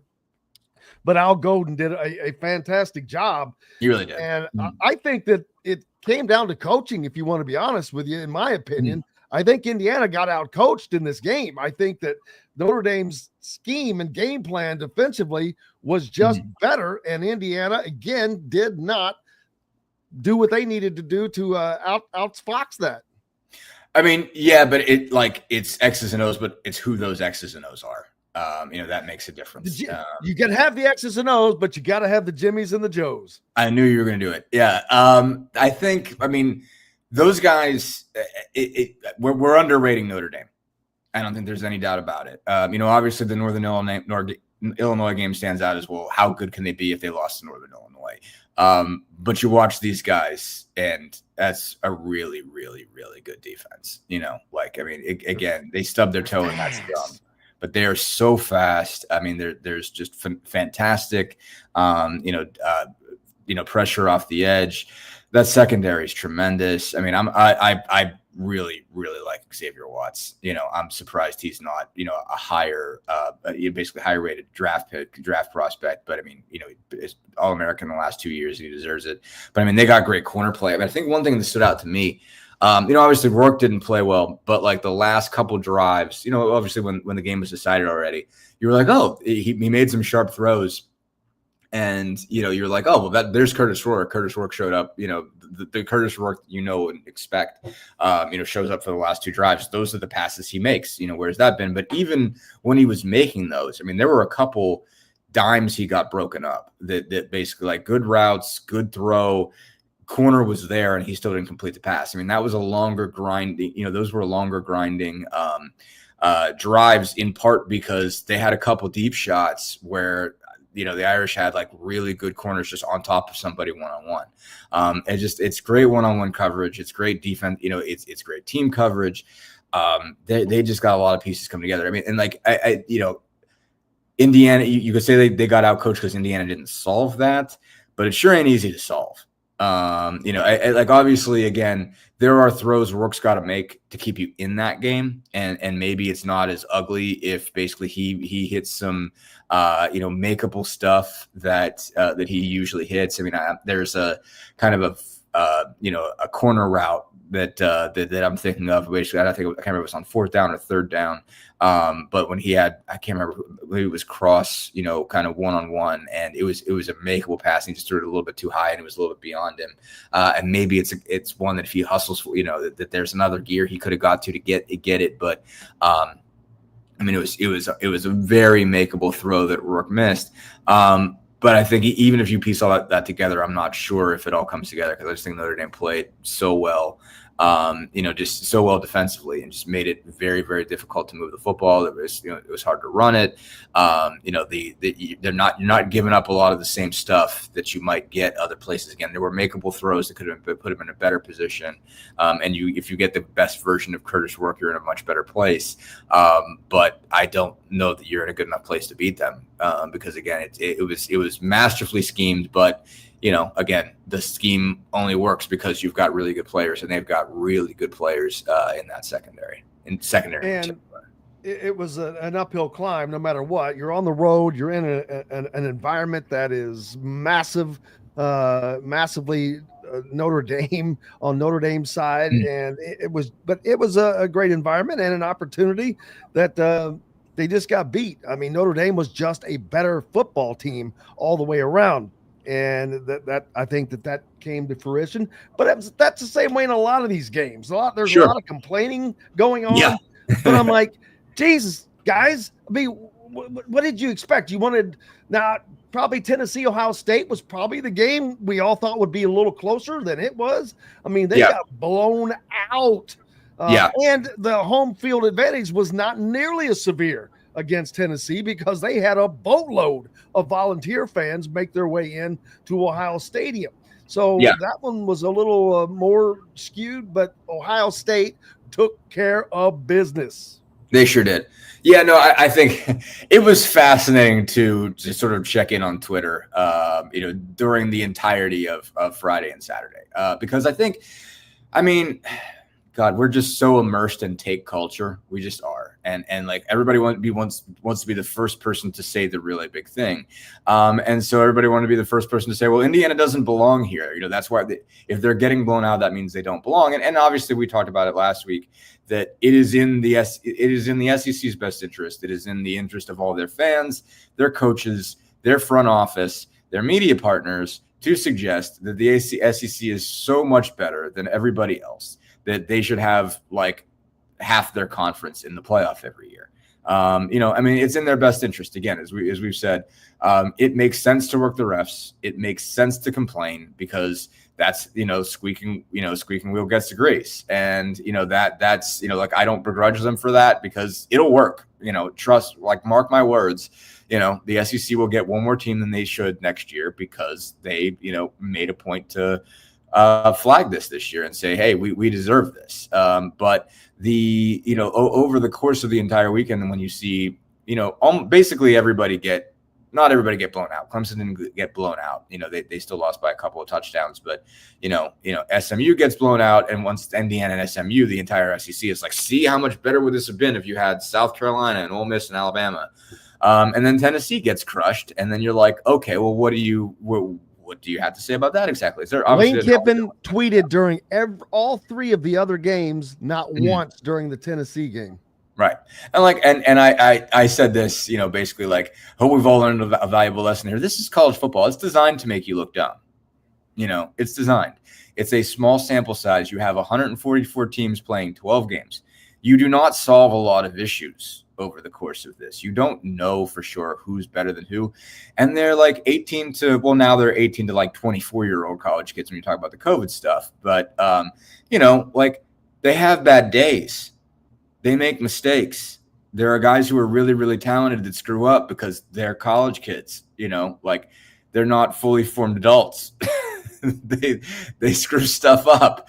That's what makes it fun. That's what makes it fun is you can have a team that looks like it's an absolute bulldozer and they have a random Saturday that look like a total wreck. And that can happen. And so it's like everybody acts like they know all the answers here and everybody knows exactly how this would have gone and how much more competitive it would be if you just had Alabama in there. I've watched Jalen Milroe play quarterback the last 2 years. He is a chaos agent. When he's good, he is 3 points against Oklahoma. When he's good, he's incredible. And when he's not, stuff is possible you don't see everywhere else. So it's just again, these are college kids. So everybody acting like everything. You don't. That's what's fun about this sport. You got to give, it's like if you're going to have a 12-team playoff, allow for the chaos. We embrace it in college basketball. We embrace the idea okay, you're going to have 64 teams and somebody from the Southern Conference or the, Big Sky or whatever might show up one day and beat somebody from the SEC. And that's why we watch it. So why are we acting like college football is not cool? That giving a team that's never there is a bad idea because, you might watch a blowout. You've never seen a college football blowout before. You're going to be fine. It's going to be okay. You saw Indiana get beat by 10 points. Okay. Well, my God, what a waste. On the road, no less, at Notre Dame. Yeah, exactly. At Notre Dame. It was a cool environment. It was super cool. It wasn't a super close football game. You've never seen an overly hyped football game that didn't pay out. That's the first time in your life you've seen that. So we have to change everything to make sure that, half the playoff comes from the SEC. That's the only way.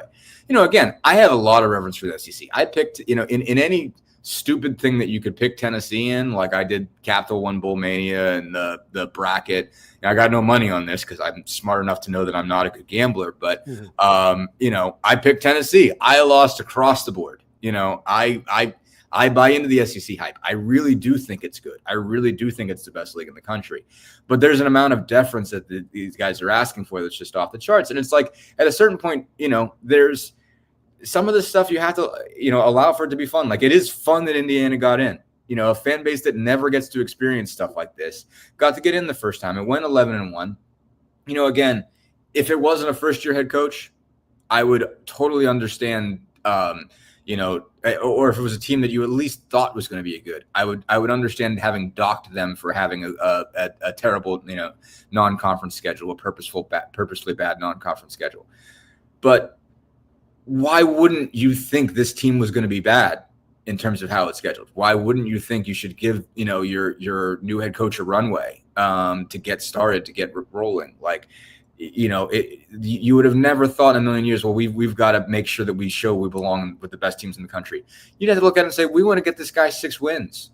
You know, we want to get this guy 6 wins to just so that he can have the kind of start that we never give a new coach at Indiana, that you know, a new coach never gets at IU, especially one that hasn't been a part of the previous administration. Even Bill Lynch and you know, Tom Allen both basically were inherited something. Obviously, in Bill Lynch's case because of the Terry Hebner tragedy, in Tom Allen's case because whatever happened with Kevin Wilson, you know, a long list of stuff.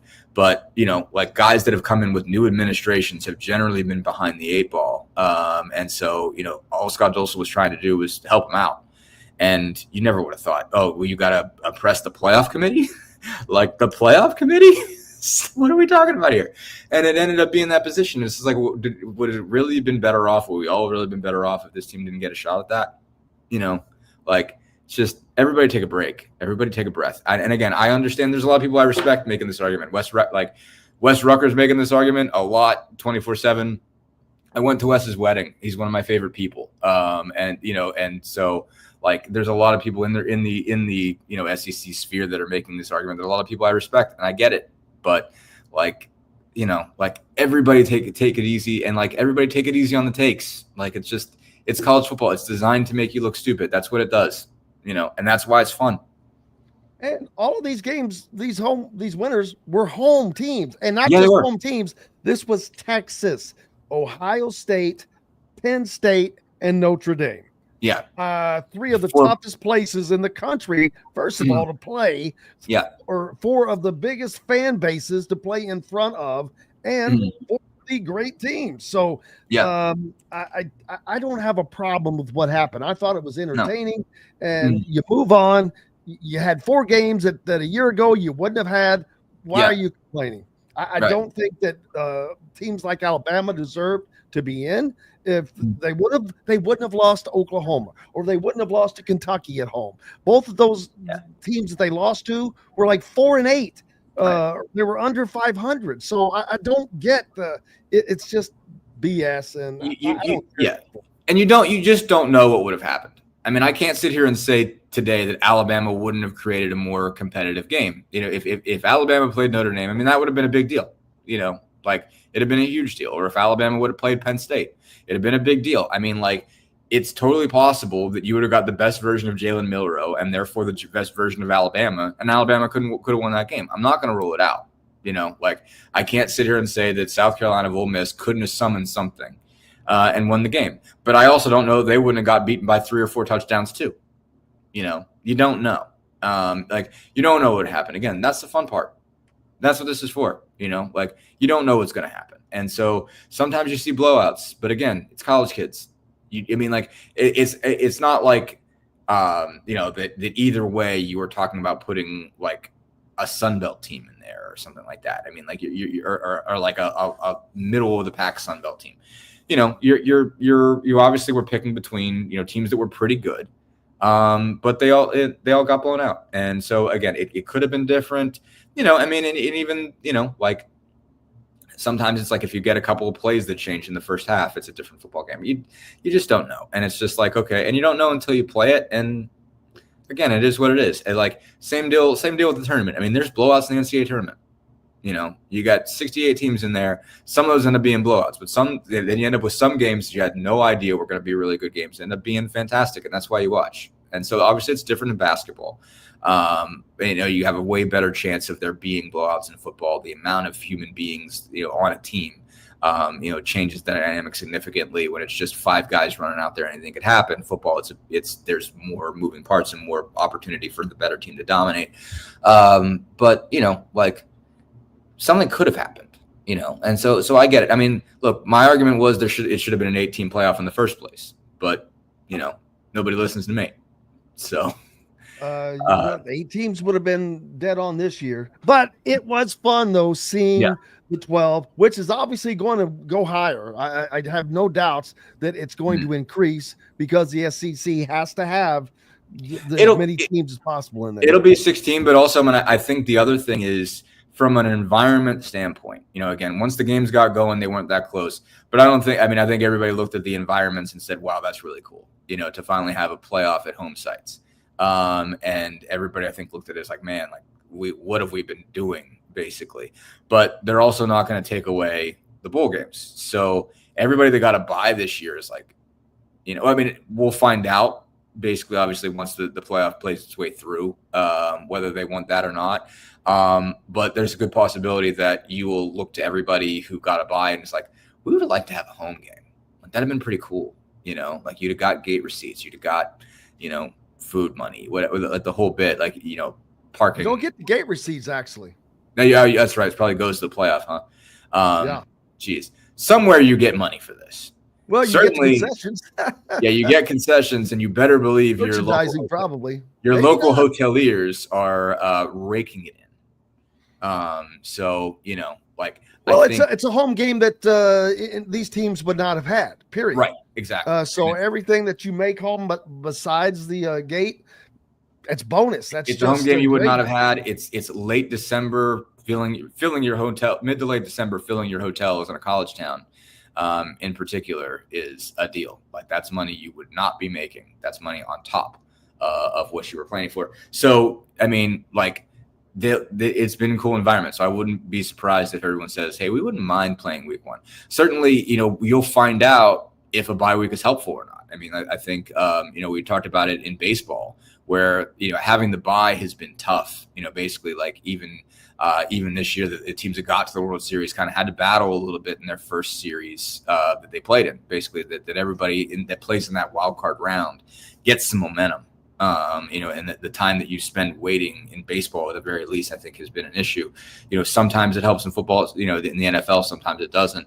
We'll see what it does for college football players. You're going to have, basically the teams that got buys got what is the traditional break between the championship game and the bowl game, where these teams that are coming off, Texas, Ohio State, Penn State, Notre Dame, are going to have a little bit of momentum having played the 21st, 20th and 21st. So is that going to be better for them? What does that look like, going into a neutral site game? So, people, there's still a lot to be determined about who wants what after this. So we'll see what that looks like, but it continues. It's going to be fascinating. Your Penn State Nittany Lions looking pretty good. Their last 2 games, both, they have found a gear offensively that they did not have all season long, in my opinion. Yeah. I mean, I think they played some teams that aren't great defensive teams. Well, I mean, they've their first 2 touchdowns, at least early in the game, they were a lot better off when the other team had the ball.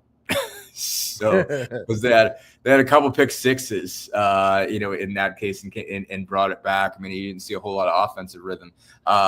Good for Tom Allen, by the way. You saw Tom being Tom. That speaks well of him. Does. You saw him freaking out in very Tom Allen fashion in the press box. You're like, Tom hasn't changed. It's kind of good to know. Even as a coordinator, he's still Tom. And thought that Tom Allen and Indiana would both be in the college football playoffs, right? Different places, different ways. Yeah, I mean, again, that's kind of weird. Sure. No, I mean, Tom Allen's a good football coach. I think he's a great coordinator. Yeah, he's a great coordinator. I mean, and his overall program philosophy worked until it didn't. I mean, we could go for a long time talking about that. I think he did a lot of smart things. It's just the wheels came off and he couldn't put them back on again.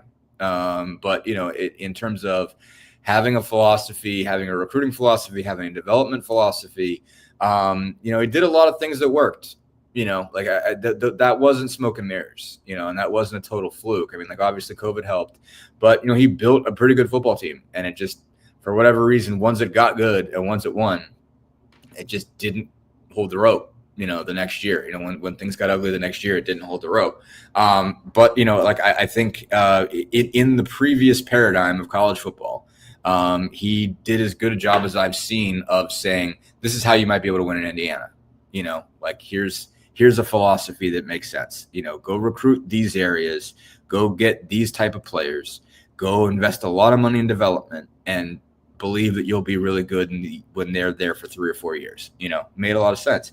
But he's always had a pretty good defensive philosophy. Like obviously in what the modern game is.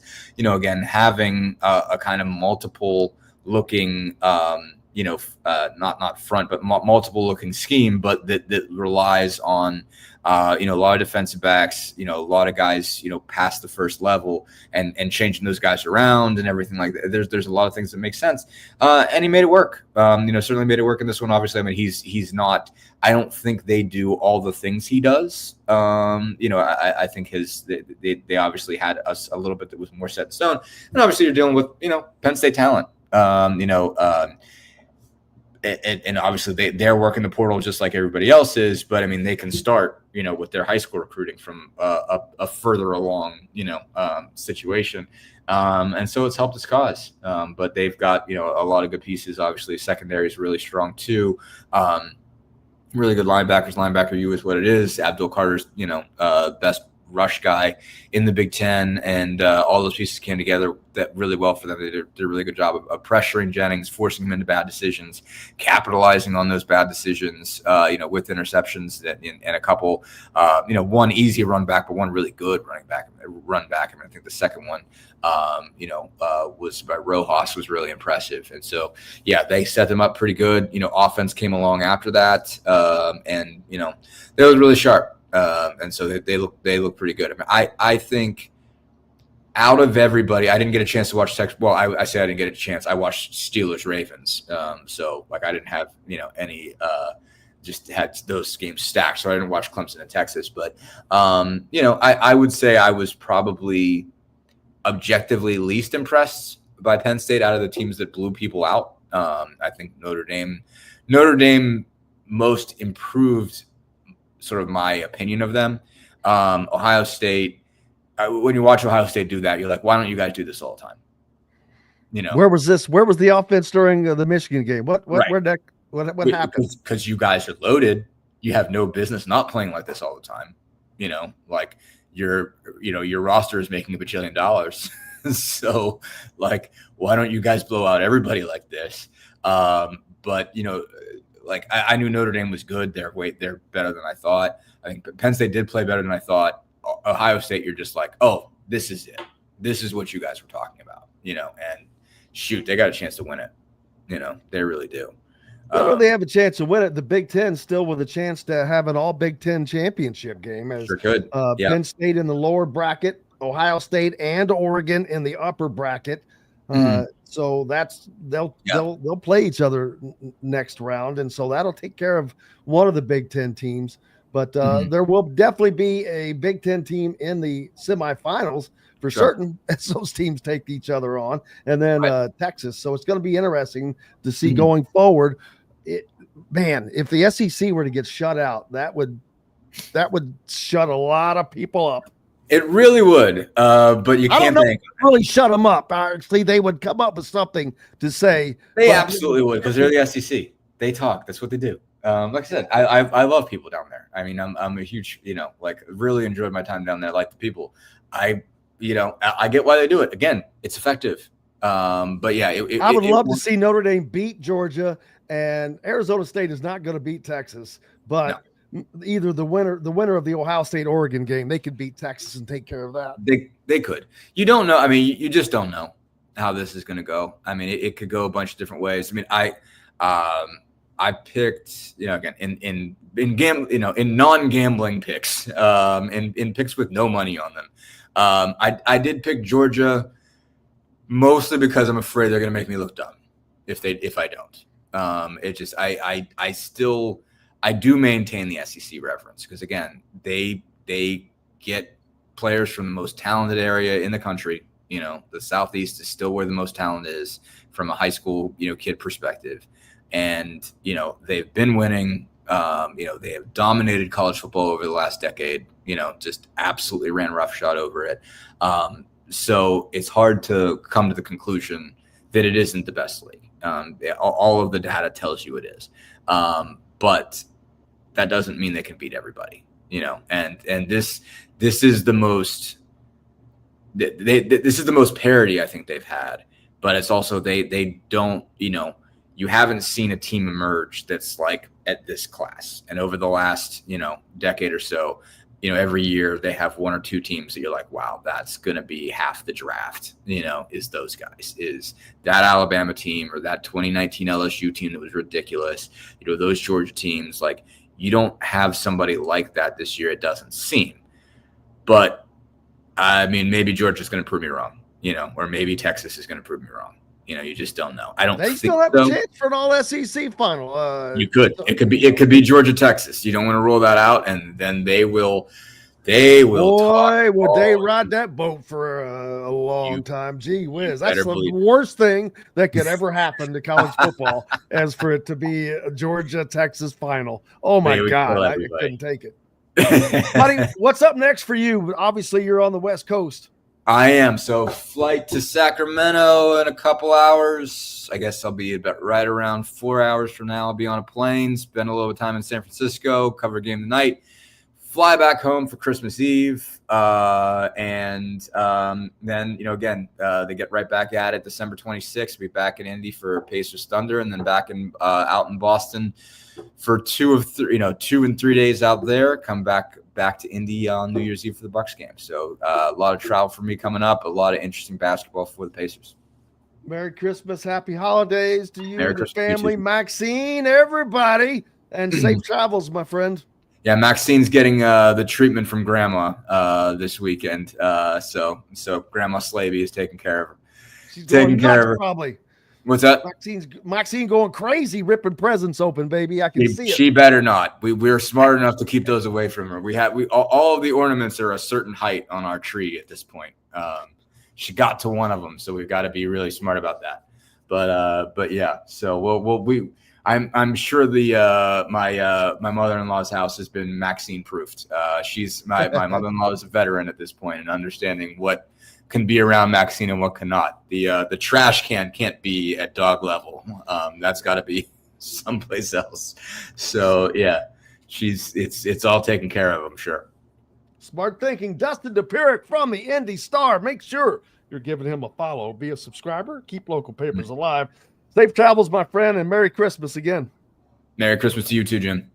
Thank you, sir. We've got lots more coming up here on Indiana Sports Beat Radio right after this break from the Hard Truth Distilling Company studio. Andy Moore Honda is Bloomington's #1 Honda dealer for a reason. Buy a new Honda and get a 3-month break from car payments. That's right, no payments for 90 days. That includes the all-new, all-electric Honda Prologue, and you get it for just 0.9% financing, or the 2024 Honda Ridgeline Black Edition, or the Honda Accord LX, both for just 1.9% financing. Get more to your door from AndyMooreHonda.com, Bloomington's #1 Honda dealer and your best place for new and used vehicles. When it comes to apparel and promotions, Freethink has you covered, literally, whether it's 24 or 200 shirts for sports leagues, businesses, or groups. Freethink Apparel and Promotions can also create your very own merchandising store. Freethink Apparel and Promotions did it for Indiana Sports Beat Radio, and they can do it for you. Whether it's screen printing, embroidery, digital printing, promotional products, vehicle wraps, or anything else under the promotional line. See what Freethink Apparel and Promotions can do for you at freethinkapparel.com. Enjoy healthy, delicious meals at home without the hassle with the Fresh Fork. Chef-curated, ready-made meals delivered right to your doorstep. Proudly fueling IU athletes and now available to you with a menu that's always fresh and diverse, from hearty proteins to fresh salads. The Fresh Fork empowers you to make better food choices without compromising. Let the Fresh Fork help transform your lifestyle for a healthier way of living today at thefreshforkonline.com. Use promo code RADIO20 and get $20 off of your first order. Hungry for something a little different? Well, head to the Rusty Gator Fork and Ale in Bedford, where oceanic flavors meet Southern charm with a Cajun flair, like their loaded voodoo fries, gator bite, or jambalaya, and so much more. The Rusty Gator also has live music each Friday and Saturday night with some of the best local and regional artists around. Visit the Rusty Gator Fork and Ale in Bedford and get your Cajun on. Located on 325 acres in beautiful Brown County, Indiana, Hard Truth Distilling Company is the biggest and the best craft distillery around. While Hard Truth is already known for producing internationally awarded whiskeys and spirits like Hard Truth's sour mash bourbons, sweet mash, and hard road ryes, as well as their cinnamon vodka and the always popular toasted coconut rum. Hard Truth Distillery offers so much more. With a full-service restaurant, ATV, and distillery tours, as well as live music, you can spend an entire day at Hard Truth Distillery while making your entire family or group happy. And that's the Hard Truth. Hard Truth products are available across Indiana, as well as many other states. So no matter where you shop, if they don't carry your favorite Hard Truth product, tell them you want the truth, the Hard Truth. Hard Truth Distilling Company encourages you to enjoy all of their products responsibly and to never drink and drive. Welcome back, Indiana Sports Beat Radio, here on this Festivus Monday, Christmas week. Hope everyone is ready for the holidays. Hope you're got it all set up. Everybody has some place to go, something to do. No snow, it looks like, which is I'm fine with, as we've had enough of that.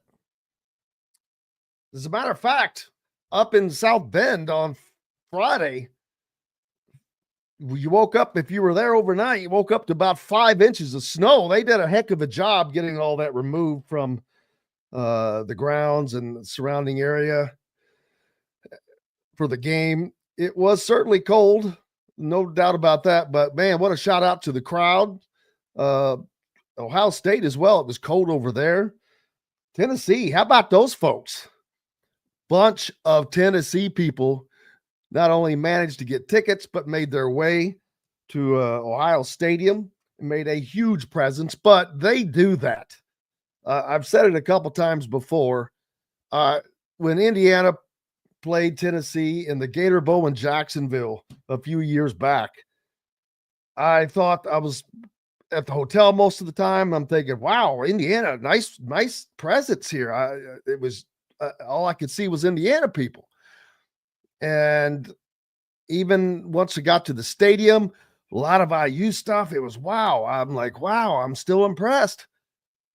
Got to the game and you started watching the stadium fill up, and it was like 80-20 Tennessee.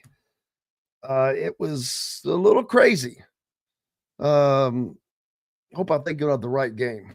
I believe so. Yeah, that was a little crazy, but they travel, man. They travel. It's what they do. Didn't help them as the Vols got whooped 42-17. And no one mentions that Indiana actually played Ohio State better than Tennessee did. But that's not being picked up. That's not a mantra, a narrative that anybody's talking about. So happy Merry Christmas to you as well, Roswell. Appreciate you. But yeah, people are going to do what they're going to do. And the SEC has to continue this narrative because they can't back down from it now. They have to stay on beating that dead horse. That's okay. Let them do whatever they want to do. But the best thing, I got to be honest with you, I would love to see an all Big Ten finish. Just to see what the chirping would be like then. You cannot have an all SEC finish. Boy, oh boy, would they jump on that bandwagon. Great time today. I cannot thank everybody enough, as always. Most importantly, each and every one of you for joining us on the program. Now, tomorrow, let's see, I believe we're going to be back for a Christmas Eve show. And then we're going to be off, of course, for Christmas Day. Then we'll return the day after for the remainder of the week. And then next week could be kind of similar. You got New Year's coming in. We'll do the same thing then. But I hope everyone goes out and has a great I hope you got your shopping done, first of all. If you don't, it's too late. Not really, I guess, because I've done it myself plenty of times. Plenty of times. But go out and get all that done. Have yourselves a great day. Happy Festivus to everybody. Make sure you get your grievances aired and all of that. Until then, I'm Jim Coyle. I will see you on the radio. Thanks for listening to Indiana Sports Beat Radio. Be sure to subscribe to our YouTube page for more clips and team coverage of Indiana basketball, football, and more. You can also find full episodes and tons of other content on thehoosier.com. We'll see you next time for another edition of Indiana Sports Beat Radio.